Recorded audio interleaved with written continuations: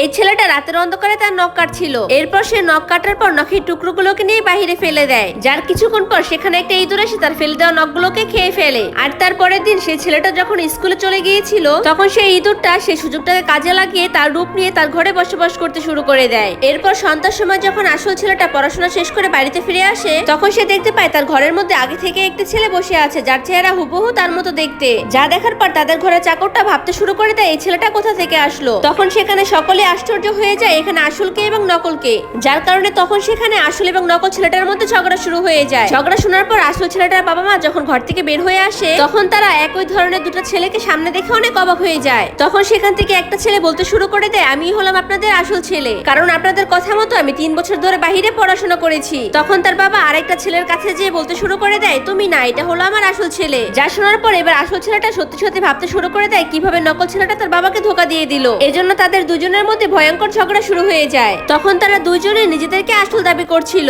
এজন্য ঘন্টার পর ঘন্টা ঝগড়া করার পরও তার বাবা মা কিছুই বুঝছিল না। ঠিক তখনই তার মায়ের মাথায় একটি আইডিয়া চলে আসে। তখন তার মা দুজনকে জিজ্ঞেস করে, যখন তুমি ছোট ছিলে তখন তুমি পানিতে ডুবতে ডুবতে বেঁচে গিয়েছিলে, এখন বলো তখন তোমার বয়স কত ছিল। কিন্তু অবাক করা বিষয় হলো তখন তারা দুজনে সঠিক উত্তর দিয়ে দেয়। তখন তার মা আবারও জিজ্ঞেস করতে শুরু করে, গত মাসে তোমার জন্য যে আলমারিটা বানিয়েছিলাম বলো সেটা কি কাঠ দিয়ে তৈরি করা ছিল। যা শোনার পর তখনই নকল ছেলেটা আসল উত্তর দিয়ে দেয়, কিন্তু আসল ছেলেটা কোনো উত্তর দিতে পারে না, কারণ সেই আলমারিটা বানানোর সময় আসল ছেলেটা বাড়িতে ছিল না। সে ওই সময় বিদেশে পড়াশোনা নিয়ে ব্যস্ত ছিল। এজন্য তার বাবা মা অনেক রেগে তাকে নকল ছেলে মনে করতে শুরু করে, যার জন্য চাকর তাকে ধরে বাড়ি থেকে বের করে দেয়। কিন্তু যাওয়ার সময় ছেলেটা বারবার বলছিল, প্লিজ তোমরা আমাকে বিশ্বাস করো, আমি তোমাদের আসল ছেলে। কিন্তু তারপরও তার বাবা মা নকল ছেলেটাকে আসল মনে করে ঘরে নিয়ে যায়। এরপর আসল ছেলেটা অনেক মন খারাপ করে একটা পাহাড়ের উপরে পৌঁছে যায়। এরপর সে মনে মনে ভাবতে শুরু করে এই পৃথিবীতে এখন আর তার বেঁচে থেকে কোনো লাভ হবে না। এরপর যখন সে মরার জন্য পাহাড় থেকে লাফ মারতে যাবে, তখন এক বৃদ্ধা জাদুকর এসে তাকে বাঁচিয়ে ফেলে।